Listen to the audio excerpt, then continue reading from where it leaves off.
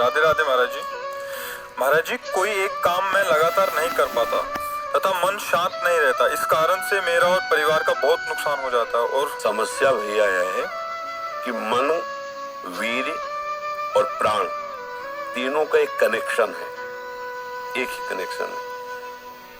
अगर हमारा वीर ब्रह्मचर्य ठीक है तो मन शांत और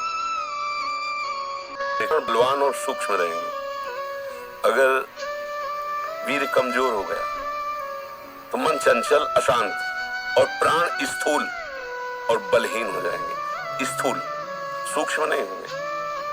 अब हमको मेन पॉइंट पर सुधार करना है, चाहे गृहस्थ हो चाहे विरक्त। गृहस्थ के लिए भी एक संयम से बर्ताव करने के लिए कहा गया है। और अगर जब तक ब्याह नहीं हुआ तब तक तो और संयम से रहना ही चाहिए। अगर हम लोग वीर का महत्व समझने लगे, ब्रह्मचर्य का, तो हमारा जीवन काफी संकटों से निवृत्त हो सकता है। अध्यात्म शक्ति वीर से ही प्रकट होती है। जब हम ब्रह्मचर्य से रहते हैं, भजन करते हैं, मान लो गृहस्थी में भगवान कश्यप जी 10,000 वर्ष तक ब्रह्मचर्य रहे। फिर उन्होंने माता विनता की गर्भ में, जानते हो कौन पैदा हो? भगवान गरुड़ जी पैदा हो। कितने बलशाली, भगवान के वाहन, पूरे विश्व ब्रह्मांड को अपने एक पंखे में रख के उड़ सकते हैं। 10,000 वर्ष भजन किया तो फिर गरुड़ जी पैदा हो। अगर गृहस्थी में भी है, संयम से रहकर भजन करके फिर बुद्धिमान, ज्ञानवान, बलवान बालक पैदा होगा।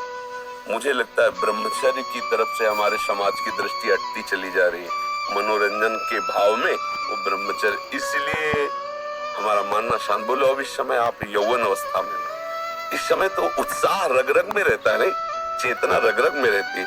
हम नए बच्चों को देखते हैं उत्साहहीन, मतलब जैसे डिप्रेशन में हो। चेहरा देखकर ऐसा लगता है जैसे परेशान हो।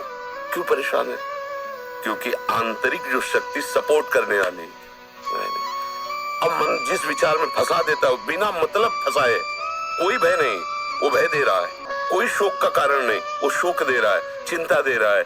किसी भी कार्य को करो, इतना संशय पैदा कर रहा है, पता नहीं काम सफल होगा कि नहीं सफल होगा, कहीं ऐसा तो नहीं हो जाएगा, कहीं ऐसा तो, वो अशांत रखता है। और जब ब्रह्मचर्य, ऐसा कैसे हो सकता है?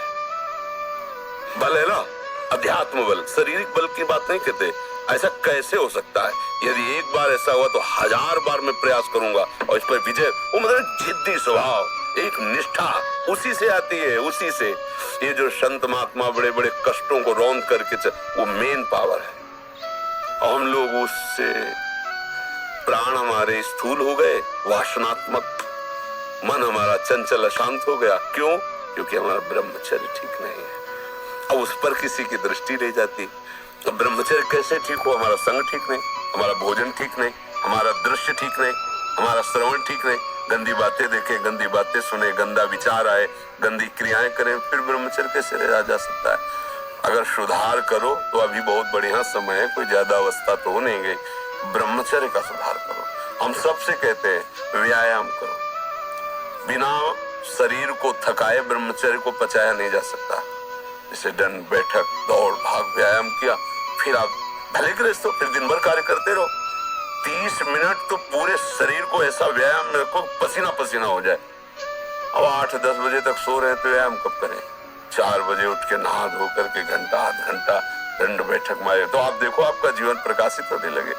ये नहीं कहते कि बाबा जीवन, गृहस्थी में भी, गृहस्थी जीवन कोई साधारण इतना बड़ा बोझा लाद के चलना है परिवार का। शरीर स्वस्थ नहीं, विचार ठीक नहीं तो क्या है? अभी कुछ दिनों ऐसे अगर आचरण ढीले रहे तो शरीर ऐसे भयानक कमजोरी से युक्त हो जाएगा कि आपको सब कहेंगे प्रमादी पड़ा रहता है, कुछ करता नहीं। इसलिए समझ जाओ, ब्रह्मचर्य ही परम तप है, ब्रह्मचर्य ही परम धन है, ब्रह्मचर्य परम एकाग्रता है।